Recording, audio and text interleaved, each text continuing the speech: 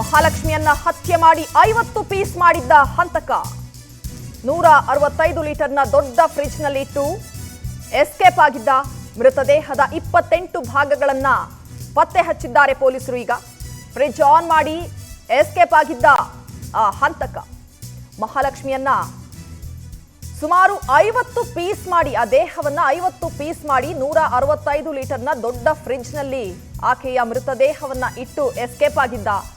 ಈಗ 28 ಭಾಗಗಳನ್ನ ಪತ್ತೆ ಹಚ್ಚಿದ್ದಾರೆ. ಜೊತೆಗೆ ಫ್ರಿಡ್ಜ್ ಆನ್ ಮಾಡಿ ಆತ ಎಸ್ಕೇಪ್ ಆಗಿರ್ತಾನೆ.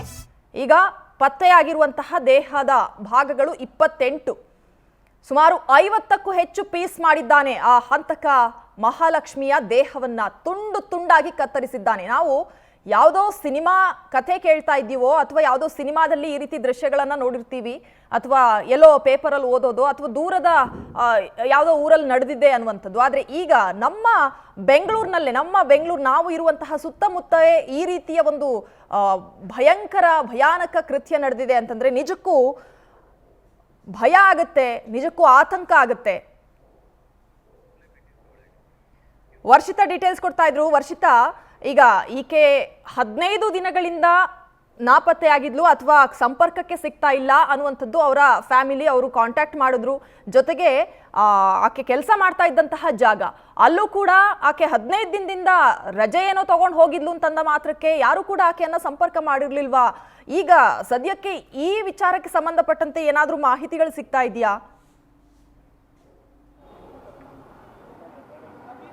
ಎಸ್ ರಜನಿ, ಇನ್ನು ನೇಪಾಳದ ಮೂಲದ ಮಹಾಲಕ್ಷ್ಮಿ ಅನ್ನೋಳು ಏನಿರ್ತಾಳೆ, ಒಂದು ಖಾಸಗಿ ಮಾಲ್ನಲ್ಲಿ ಕೆಲಸ ಮಾಡ್ತಾ ಇರ್ತಾಳೆ. ಒಂದಷ್ಟು ದಿನಗಳ ಕಾಲ ರಜೆಯನ್ನು ಕೂಡ ತಗೊಂಡಿರ್ತಾಳೆ ಅನ್ನುವಂತಹ ಮಾಹಿತಿಗಳು ಕೂಡ ಹೊಲದ ಮೂಲಗಳಿಂದ ತಿಳಿದು ಬರ್ತಾ ಇರುವಂಥದ್ದು. ಹಾಗಾಗಿ ಕೆಲಸ ಮಾಡ್ತಾ ಇದ್ದಂತಹ ಸ್ಥಳದವರು ಕೂಡ ಏನಾದರೂ ವಿಚಾರಿಸುವಂತಹ ಪ್ರಯತ್ನ ಮಾಡಲಿಲ್ವಾ ಅನ್ನುವಂಥದ್ದು.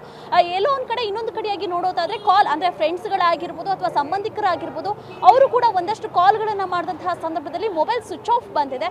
ಹಾಗಾಗಿ ಎಲ್ಲೋ ಒಂದು ಕಡೆ ಬೇರೆ ಕಡೆ ಏನಾದರೂ ಹೋಗಿರ್ಬೋದಾ ಅಥವಾ ಗಂಡನೊಟ್ಟಿಗೆ ಏನಾದರೂ ಹೊರಗೆ ಹೋಗಿರ್ಬೋದು ಅನ್ನುವಂತಹ ಪ್ರಶ್ನೆಗಳು ಕಾಡ್ದಂತಹ ಸಂದರ್ಭದಲ್ಲಿ ಯಾರು ಕೂಡ ಏನು ಮನೆಗೆ ಬಂದು ಒಡೆದು ನೋಡುವಂತಹ ಪ್ರಯತ್ನವನ್ನ ಕೂಡ ಮಾಡಿರೋದಿಲ್ಲ. ಇನ್ನೊಂದು ಕಡೆಯಾಗಿ ಬಹು ಮುಖ್ಯವಾಗಿ ನೋಡೋದಾದ್ರೆ, ಒಬ್ಬ ವ್ಯಕ್ತಿಯನ್ನ ಸಾಯಿಸಿ ಮನೆಯೊಳಗೆ ಇಟ್ಟು ಹೋಗ್ತಾರೆ ಅಂತ ಅಂದ್ರೆ ಸಾಮಾನ್ಯವಾಗಿ ಒಂದು 5-6 ದಿನಗಳ ಹತ್ರಕ್ಕೆ ತುಂಬಾ ವಾಸನೆ ಬರುತ್ತೆ. ಆದ್ರೆ ಈತ ಏನು ಕಿರಾತಕ ಏನಿದ್ದಾನೆ, ಪ್ರೀ ಪ್ಲಾನ್ ಮಾಡಿ ಆಕೆಯ ಬಾಡಿಯನ್ನ 51 ಪೀಸ್ಗಳನ್ನ ಮಾಡಿ ಫ್ರಿಡ್ಜ್ನಲ್ಲಿ ಇಡ್ತಾನೆ. ಯಾಕಂದ್ರೆ ಸಾಮಾನ್ಯವಾಗಿ ಫ್ರಿಡ್ಜ್ನಲ್ಲಿ ಇಟ್ಟಂತಹ ಸಂದರ್ಭದಲ್ಲಿ ಅಷ್ಟು ಬೇಗ ಸ್ಮೆಲ್ ಬರೋದಿಲ್ಲ. ಹಾಗಾಗಿ ಆ ಒಂದೇ ಒಂದು ಕಾರಣಕ್ಕೆ ಏನು ಭಯಕ್ಕೋ ಅಥವಾ ಇದರಿಂದ ತಪ್ಪಿಸ್ಕೋಬೇಕು ಅನ್ನುವಂಥದ್ದಕ್ಕೋ ಅಥವಾ ದ್ವೇಷಕ್ಕೋ ಇನ್ನಿತರ ಕಾರಣಗಳಿಗೆ ಈಕೆನ ಒಂದು ಫ್ರಿಡ್ಜ್ನಲ್ಲಿ ಇಡ್ತಾಳೆ. ಯಾಕಂದ್ರೆ ನಾನು ಈಗಾಗಲೇ ಹೇಳ್ತಿದ್ದಂಗೆ ತಲೆ ಭಾಗ ಒಂದು ಕಡೆ, ಕಾಲು ಒಂದು ಕಡೆ, ದೇಹವನ್ನ ಕತ್ತರಿಸಿ ಒಂದು ಪ್ಲಾಸ್ಟಿಕ್ನಲ್ಲಿ ಹಾಕಿ ಮಧ್ಯದ ಭಾಗಕ್ಕೆ ಇಟ್ಟಿರೋದಾಗಿರ್ಬೋದು, ಎಲ್ಲವೂ ಕೂಡ ಅವನು ಪ್ಲಾನ್ ಮಾಡಿರುವಂಥದ್ದು. ಇನ್ನು ಉಳಿದಂತೆ ಅಂದರೆ 15 ದಿನ ಕಳೆದಿರೋದ್ರಿಂದ ಸಾಕಷ್ಟು ಒಂದು ಎವಿಡೆನ್ಸ್ಗಳು ಕೂಡ ತುಂಬ ಇಂಪಾರ್ಟೆಂಟ್ ಆಗುತ್ತೆ. 15 ದಿನಗಳಲ್ಲಿ ಏನು ಮರ್ಡರ್ನ ಮಾಡಿದವನು ಯಾವ್ಯಾವ ಕಡೆ ಹೋಗಿರ್ತಾನೆ, ಎಲ್ಲೆಲ್ಲಿ ಇರ್ತಾನೆ, ಜೊತೆಗೆ ಅವನ ವಿಚಾರಗಳು ಏನು, ಅವನು ಯಾಕಾಗಿ ಕೊಲೆ ಮಾಡ್ದ, ಅಕಸ್ಮಾತ್ ಅವನೇನಾದರೂ ಒಂದು ಖಾಸಗಿ ಸಲೂನ್ನಲ್ಲಿ ಕೆಲಸ ಮಾಡ್ತಾ ಇದ್ರೆ ಇವಳಿಗೂ ಮತ್ತೆ ಅವನಿಗೂ ಸಂಬಂಧ ಇತ್ತ, ಅಕ್ರಮ ಸಂಬಂಧದಿಂದ ಏನಾದರೂ ಈ ರೀತಿ ಆಯ್ತಾ ಅನ್ನುವಂಥದ್ದು. ಯಾಕಂದ್ರೆ ಬಹು ಮುಖ್ಯವಾಗಿ ಕೊಲೆ ಆದಂತಹ ಸಂದರ್ಭದಲ್ಲಿ ಎದ್ದು ಕಾಣ್ತಾ ಇದ್ದದೇ ಅಕ್ರಮ ಸಂಬಂಧದ ಒಂದಷ್ಟು ಶಂಕೆಗಳು. ಯಾಕಂದ್ರೆ